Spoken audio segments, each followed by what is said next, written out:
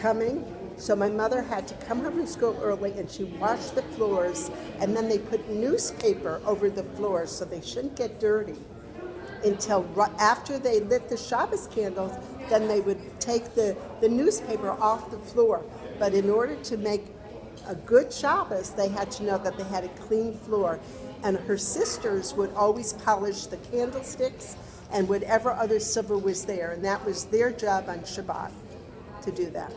When we were small, so we had we were 5 in our family, so every child had a particular job to do, which I was more the artistic, so I'd set the table, and my brother would take care of the heavy load stuff like garbage and everything.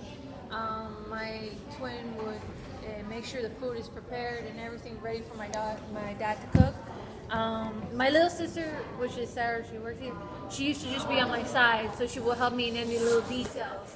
And because when my mom came, because she was working, everything would be ready, and she would just have to do the bread, the challah, the prayer, and then just lighting the candles and welcoming Shabbat. So we used to have that too.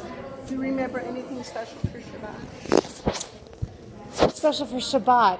Yeah, my mother and I always lit candles. I grew up in a kosher home, but we weren't able to go to shul on Shabbos. My dad had a job where he was not at home most nights. He was in the theater and had to be there for the curtain to go up for every show and for the curtain to come down.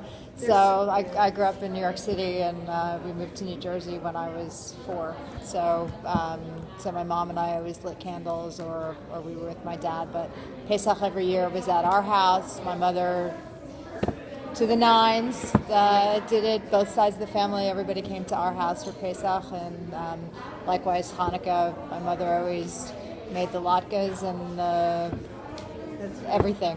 Yeah, and if we traveled during Hanukkah, my parents always had the little menorah and the candles and everything that they took with them. So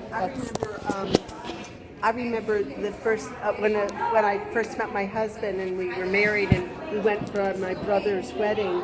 His father was a rabbi, and so they came on Thursday to the motel, and they brought the Friday night candles, which was something I had never seen before. Yeah, we always had it to travel with, so that's a tradition that we've kept up with the kids. Anything else?